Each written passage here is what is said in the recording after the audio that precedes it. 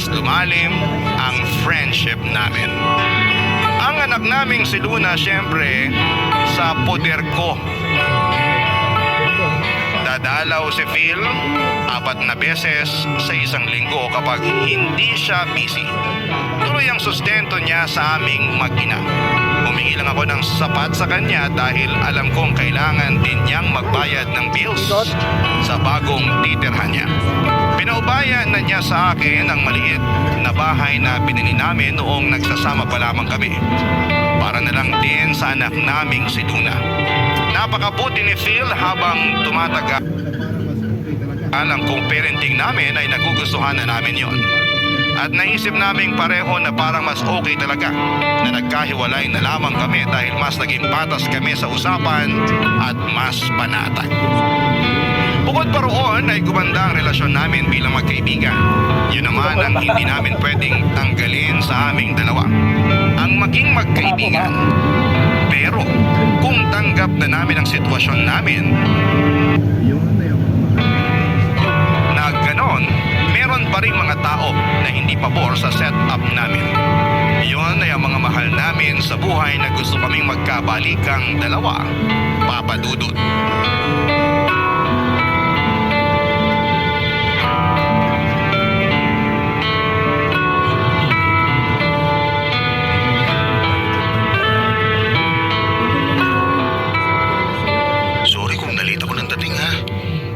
Sana magdadagdag pa yung boss namin ng trabaho eh. Okay lang yun. Sabi ko naman sa'yo, okay lang kung hindi ka muna makadalaw ngayon eh. Bawing-bawi ka naman ng mga nakaraan. Hindi pwede. Napag-usapan na natin to. Pagdalaw na nga lang ang gagawin ko, hindi ko pa magawa. Ayos nga lang. Baka naman maumay ng anak mo sa isa kakadalaw. Ayoko no. Mabuti ngayon pa lang eh, mamemorize niya na yung mukha ko. Saka palagi ko namimiss ang anak natin. Kahit hindi ko schedule ang pagdalaw sa kanya, namimiss ko siya. Ganito pala feeling ng isang magulang, no? Ako nga rin eh. Partida ha, magkasama na kami sa bahay buong araw. Pero kapag lalabas ako at ipababantay ko kay mama si Luna, nako, hindi ako mapakali. Gusto ko nang umuwi kagad para makasama ang anak natin. Ay, kamusta pala mama mo? Ang tagal ko nang hindi sila nakikita ng papa mo, ha? Pakisabi, nabanggit ko sila sa'yo, ha? Baka mamaya magtampo na sila sa akin.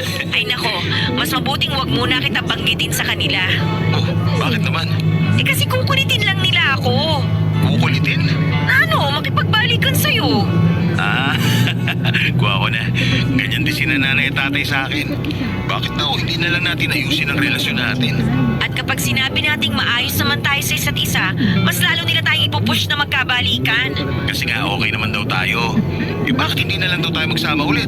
Hindi naman daw pala tayo magkagalit tulad ng iba. Alam mo ba, rinding-rindi na ako sa kanila sa tuwing kinukumusta kanila ha. Lalo na si mama, lagi nagpaparinig na mahirap maging single mom.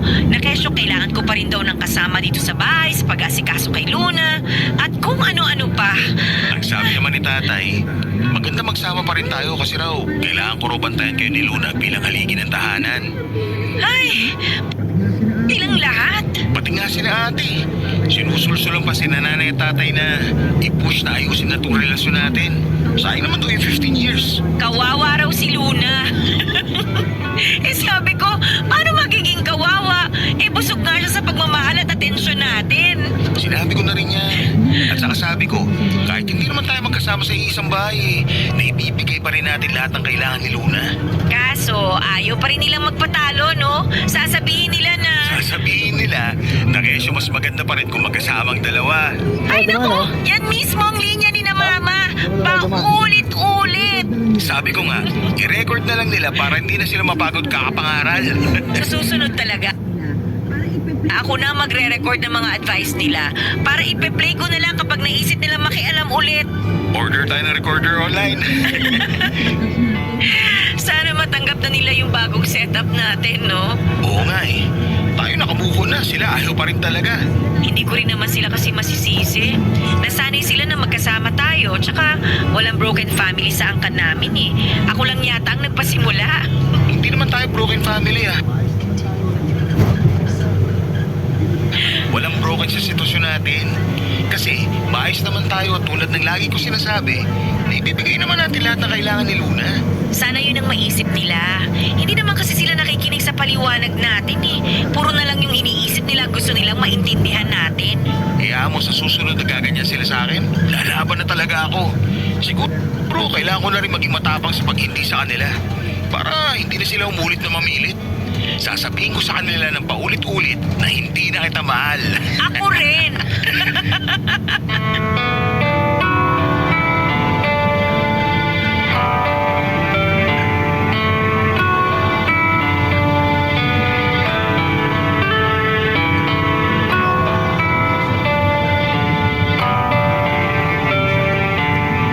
Papadudod, nagsinungaling ako kay Phil. Mahal ko pa rin siya. Walang nagbago. Andun pa rin ang feelings ko para sa kanya, kaya lang syempre ay hindi ko naman yun pwedeng aminin. Ayoko namang magbukhang kawawa dahil obviously ay hindi na niya ako mahal. Paulit-ulit na lang niyang sinasabi sa akin yon. Alam kong hindi naman niya intensyon na saktan ako sa mga salitang yon. Dahil akala niya ay hindi ko na rin siya mahal, pero ang sakit pa rin pala kapag narinig ko yon sa kanya. Nagagawa ko na lang na magpanggap, mapadudot, para naman i-save ang pride ko. Pero habang tumatagal, ang hirap na ring itago. Pero wala akong ibang choice kundi ang ipakita sa kanya na parehas lamang kami ng nararamdaman para sa isa't isa. Baka kasi kapag nalaman niyang may feelings pa rin ako sa kanya, mailang na siya sa akin. Baka hindi na mag-work out ang co-parenting namin. Siyempre ayokong mangyari yon. Kapag gano'n ang nangyari. Bilang isang ina ay wala akong ibang dapat na i-prioritize kundi ang kapakanan ng anak ko. Kahit sabihin pang binaon ko na ang sarili kong nararamdaman. Nanay na ako, una na palagi sa listahan ang anak ko. Kahit masakit, alam kong masasanay din ako. Siguro nga papadudod ay kailangan ko lang ng oras para maka-move on para kay Phil. Pero paano nga ba ako mag-move on, mga kapuso?